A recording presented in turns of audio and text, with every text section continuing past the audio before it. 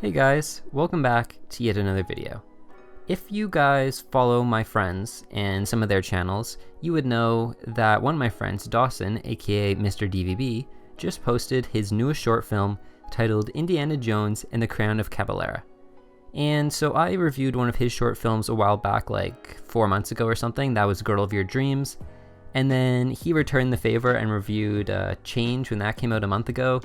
And so now basically I'm just reviewing his. It's just going to be a cycle and we're just going to keep reviewing each other's films. And so yeah, today I'm going to be reviewing his newest short film, which is, if you didn't guess by the title, a fan film of Indiana Jones. So I just want to preface this review by saying I've only seen one Indiana Jones film. I liked it, but I just haven't gotten around to seeing the others yet. So I can't say anything about how accurate of a representation of Indy this is. But I know that Dawson was a huge fan of Indiana Jones, and you can tell in watching the film that he really put his heart into this, and that it was really important to him to make a good representation of Indiana Jones, and I think that he did a fantastic job with this film.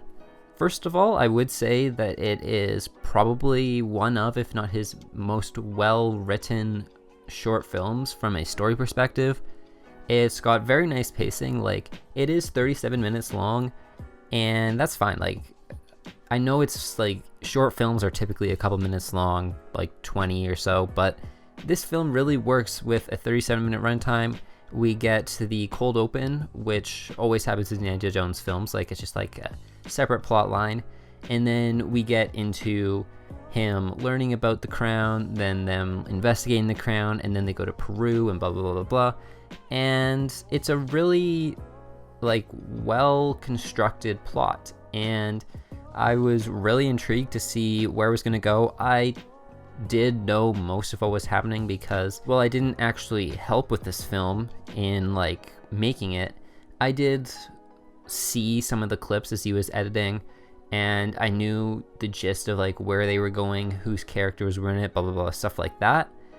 And so I found the plot, like I said, very interesting. So from a technical standpoint, again, I think that this film was really well made. There were some great shots. The color grading and all that was great. The editing as well. I think Dawson did a very good job with the editing. I can't remember who they said did the cinematography. I think it was a mix of Dawson and Parker and Kevin and Aiden or something. And they all did really well. There was one shot or a couple shots that I noticed that were out of focus, which is fine. That's gonna happen sometimes, sometimes more than others, depending on who's behind the camera.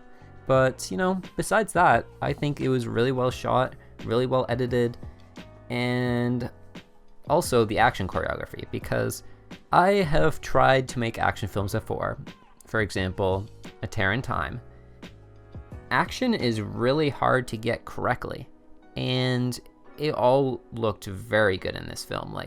I was really invested in the fight scenes. In terms of choreography, it was great, and in terms of cinematography, it was as well.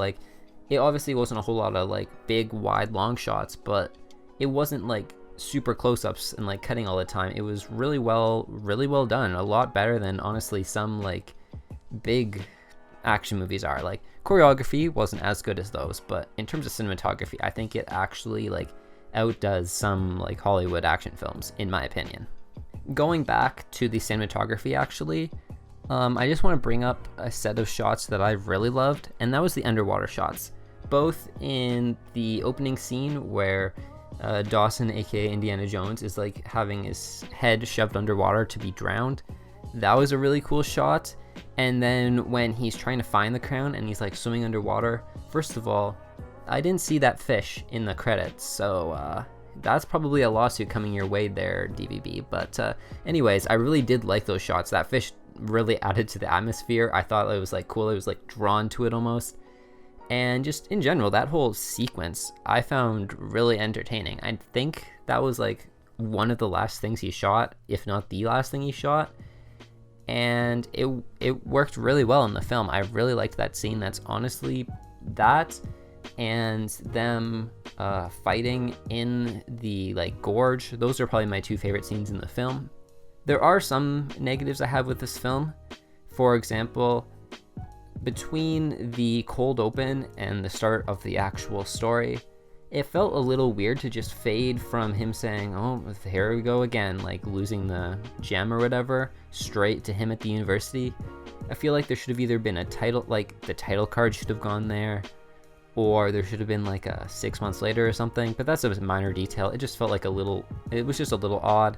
And also, I feel like them walking through the crevices went on a little too long. Like, I think that was like a minute-long segment. Probably could have been cut down to 30 seconds, but again, that's a minor detail. And besides that, I really like the film. In terms of performances, I think Dawson did a fantastic job as Indy. Bryn was fine as the main girl. Sorry, Dawson, I don't remember her name. And Parker as the villain.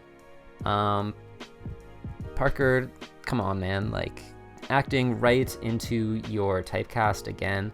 I would really like to see Parker branch out and do some more roles, but he just always gets the villainous part. Like, I think people try to give him other roles, and just because he's like Condo Productions is such a big company, he always just gets his way, and he wants to be the villain, because then he can just say, oh, I'm not actually a bad guy on set.